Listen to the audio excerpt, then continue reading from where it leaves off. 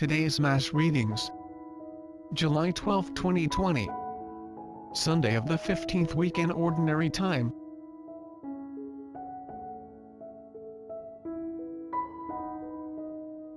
First reading. A reading from the book of the prophet Isaiah. Isaiah chapter 55 verse 10 to 11. Thus says the Lord, just as from the heavens the rain and snow come down, and do not return there, till they have watered the earth, making it fertile and fruitful, giving seed to the one who sows, and bread to the one who eats, so shall my word be, that goes forth from my mouth. My word shall not return to me void, but shall do my will, achieving the end for which I sent it. The word of the Lord. Responsorial Psalm. Psalms chapter 65 verse 10 to 14.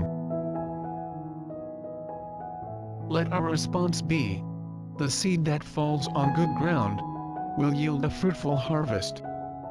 You have visited the land and watered it. Greatly have you enriched it.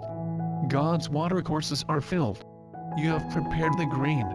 The seed that falls on good ground will yield a fruitful harvest. Thus have you prepared the land, drenching its furrows, breaking up its clods, softening it with showers, blessing its yield. The seed that falls on good ground will yield a fruitful harvest. You have crowned the year with your bounty, and your paths overflow with a rich harvest. The untilled meadows overflow with it, and rejoicing clothes the hills. The seed that falls on good ground will yield a fruitful harvest. The fields are garmented with flocks, and the valleys blanketed with grain. They shout and sing for joy. The seed that falls on good ground will yield a fruitful harvest. Second reading. A reading from the letter of Paul to the Romans. Romans chapter 8 verse 18 to 23. Brothers and sisters, I consider that the sufferings of this present time are as nothing, compared with the glory to be revealed for us. For creation awaits with eager expectation the revelation of the children of God. For creation was made subject to futility, not of its own accord but because of the one who subjected it, in hope that creation itself would be set free from slavery to corruption, and share in the glorious freedom of the children of God. We know that all creation is groaning in labor pains even until now.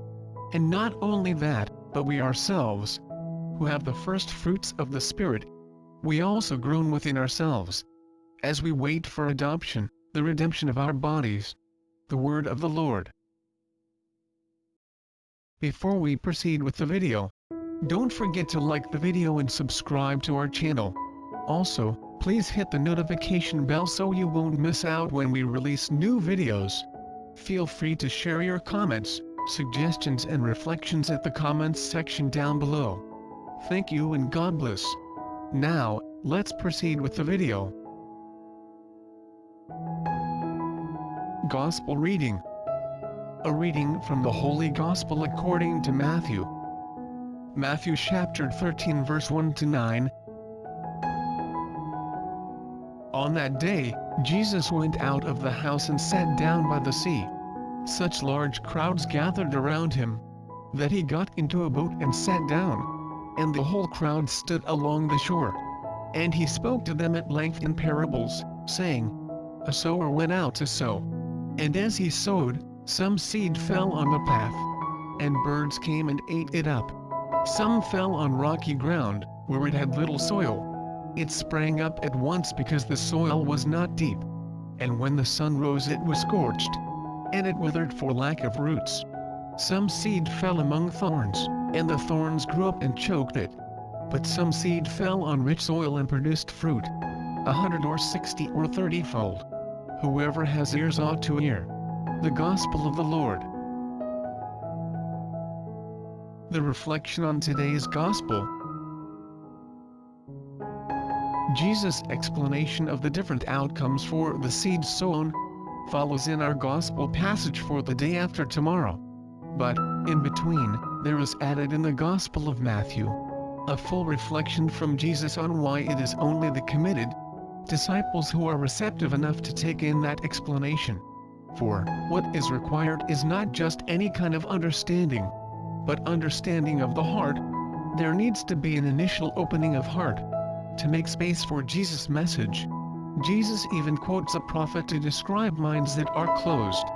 This people's heart has grown dull, and their ears are heavy of hearing, and their eyes they have closed. Little chance, then, of effective healing, lest they should perceive with their eyes, and hear with their ears, and understand with their heart, and turn from me to heal them.